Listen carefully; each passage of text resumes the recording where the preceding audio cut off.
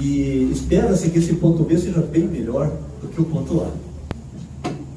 Não é muito comum que a gente encontre as pessoas que estão super satisfeitas com aquilo que estão fazendo, com os resultados que estão acontecendo, com os resultados que vêm tendo. Normalmente as pessoas têm inconformidade, as pessoas têm a expectativa de mudar a vida para melhor, de ter resultados melhores. E é isso que a gente faz nessa atividade. Na realidade, tem um lema que nós adotamos que é ajudar as pessoas a viver melhor. É isso que a gente busca fazer aqui. Nessa caminhada de A para B, tem desafios, né? Tem surpresas, mas tem também muito crescimento. Crescimento pessoal, crescimento em termos de relacionamento. Eu poderia dizer para vocês que a nossa vida teria sido muito menos alegre e muito menos realizada se a gente não tivesse iniciado essa atividade em 1991, início de 1992. Essa oportunidade fez com que nós mudássemos a nossa vida e também o futuro das nossas filhas e também o futuro de muitos amigos que a gente tem hoje espalhados pelo Brasil e também em outros países. Eu queria começar comentando um pouquinho sobre esse quadrante chamado quadrante do fluxo de caixa. O autor desse quadrante, a pessoa que trabalha com esse modelo, chama-se Robert Kiyosaki. Nós tivemos o privilégio de conhecê-lo numa cidade chamada Atlanta, num evento que aconteceu lá nos Estados Unidos. Ele naquela época não era rico, ele era pobre, hoje é uma pessoa muito rica, muito realizada. É sócio do Donald Trump em alguns empreendimentos, para vocês terem uma ideia. Tem milhões de livros vendidos, tem mais de 20, 30, 40, 50 idiomas diferentes. É uma pessoa muito realizada. E ele fez esse demonstrativo de uma forma tão simples que nos permite entender muito bem onde a gente se encontra do ponto de vista financeiro e quais podem ser as perspectivas que a gente pode vir a ter. Eu vou seguir esse quadrante exemplificando o que aconteceu na nossa vida. Eu trabalhava no Banco Bandeirinhos, e trabalhei lá no banco durante 13, 14 anos, e eu também lecionava à noite na Faculdade Católica de Administração e Economia. Tivemos lá mais ou menos 5.000 alunos na faculdade. E então eu estava no quadrante E, que é empregado. Trabalhava para alguém. Quando a gente trabalha para alguém, a gente troca o tempo da gente pelo dinheiro. Ou seja, se eu não trabalho, eu não ganho.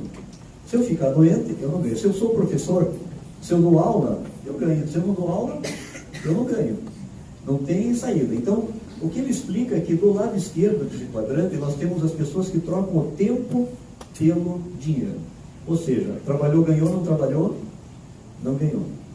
E tem vários aspectos aqui ligados desse quadrante, eu vou falar rapidamente sobre alguns deles. Um deles é que há uma tendência de redução de oportunidade de emprego. A Espanha hoje tem 5 milhões de desempregados, na faixa de jovens até 25 anos, 50% dos jovens não têm emprego na Espanha hoje. Vocês estão acompanhando mais ou menos o que acontece aqui no Brasil, fala-se que é uma crise, eu acho que é também uma grande oportunidade, mas na realidade não se trata de um problema do momento, é uma questão de modelo da economia. Nós passamos de uma era agrícola para uma era industrial e hoje a gente vive numa era do conhecimento. E isso afeta as relações de emprego, afeta o número de empregos, afeta o sistema de aposentadoria. Vocês devem saber melhor do que eu o que está acontecendo nesse momento em termos de tentativa de alterações da legislação em relação à aposentadoria. Por quê? Porque o modelo de aposentadoria está desatualizado. Na realidade, a conta não fecha. Quando o sistema de aposentadoria começou, nós tínhamos muita gente contribuindo e pouca gente se aposentando. Agora a gente tem muita gente se aposentando e pouca gente se contribuindo. Então, se vocês pegam os dados dos Estados Unidos, que é a nossa tendência aqui também, no passado tinha 25 contribuindo para um aposentado, caiu para 18, para 15, para 12, hoje está em torno de 5, e fala-se que rapidamente vai chegar a 3. E aqui no Brasil não vai ser diferente, porque é uma questão do modelo, é uma questão da solução que foi adotada, e isso é um desafio para aqueles que trabalham como empregados, porque na hora que eles se aposentam, né, na hora que nós nos aposentamos, a gente estava nesse barco também, a gente passa a enfrentar desafios bem grandes para conseguir manter o padrão de vida que a gente conseguiu alcançar. Muitos, então, essa história é longa, mas eu queria dizer para vocês que o emprego foi diminuído na medida da automatização, todo mundo trabalhava na agricultura, surgiram as máquinas, nós temos plantações de pinos, então temos uma máquina que a gente pode usar se quiser, uma única máquina, que ela penetra na floresta, ela pega o pinos, corta, ela tira os galhos e descasca o pino e corta em pedaços. E ela faz isso com 1000 árvores por dia. Uma única máquina. É uma coisa maluca. Quantos empregos são afetados na medida que uma máquina dessa entra em ação? Então, muitos dizem assim, bom, agora então eu vou procurar ser um autônomo. E busca então ser o chefe dele mesmo, ou o empregado dele mesmo, conforme você queira ver. E de repente ele então começa a descobrir que o autônomo tem que entender um pouquinho de marketing, tem que entender um pouco de relação de emprego, se ele começar a ter algum empregado, ele tem que entender um pouco de orçamento, de fluxo de caixa, e de repente ele diz assim, sabe de uma coisa, eu era feliz e não sabia. Muita gente volta para trás, deixa de desenvolver o trabalho como um autônomo, porque os desafios começam a ser tão grandes, e é por isso que de cada 5 empresas, 4, em determinado período de tempo, fecham nessa área do autônomo. Eu costumo dizer para os meus amigos, trocar tempo por dinheiro não é bom negócio. Às vezes a gente não tem outra alternativa e graças a Deus tem um emprego. Mas em termos de opção de vida e de realização financeira, trocar o tempo pelo dinheiro não é uma boa ideia. Aqui desse lado então estão mais ou menos 70, 80, 90% das pessoas e 10% do dinheiro. E do lado de lá, que é onde estão os donos de negócio e investidores, nós temos 10% das pessoas e 90% do dinheiro. Então não precisa ser muito, a gente precisa fazer muito esforço para entender qual é o lado que é mais interessante. É ou não é? Com certeza o lado direito é aquele que vai te dar melhores perspectivas. A questão é como é que eu faço para passar para esse lado direito.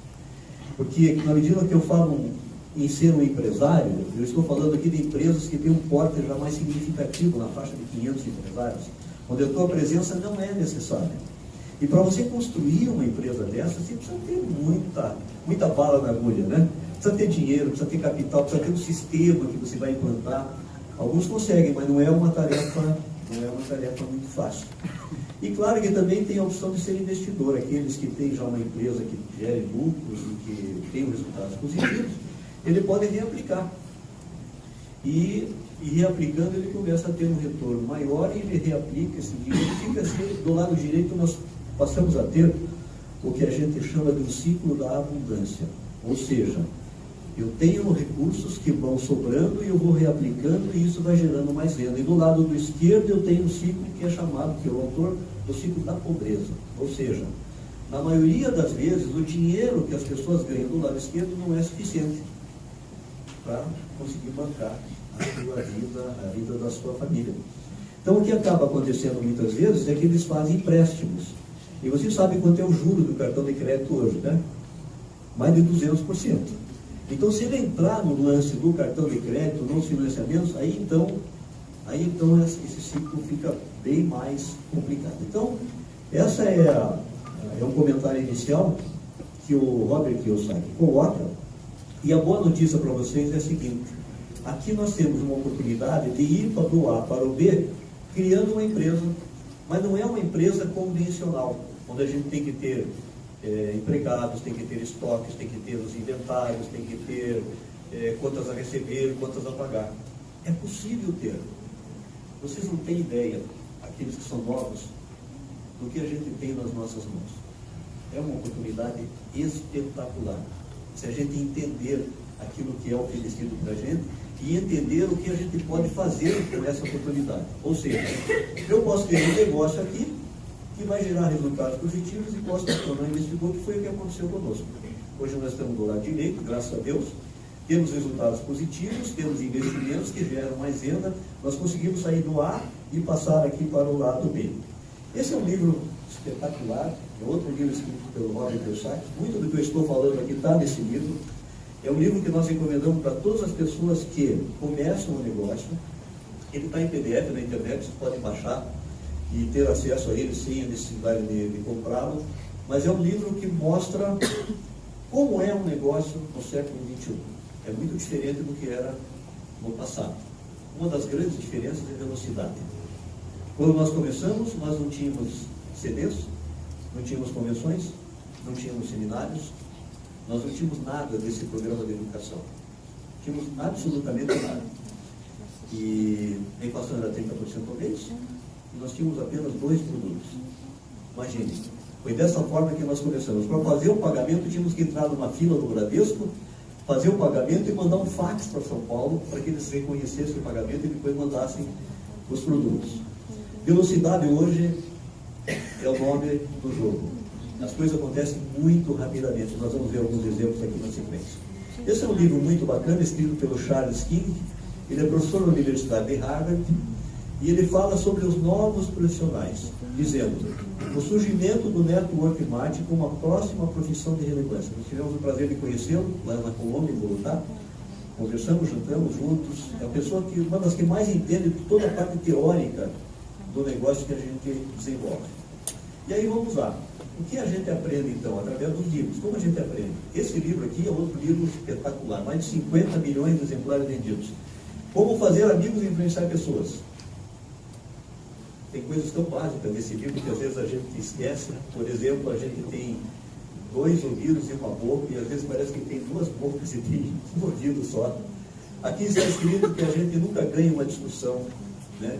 E a gente sempre precisa enriquecer o relacionamento com as pessoas,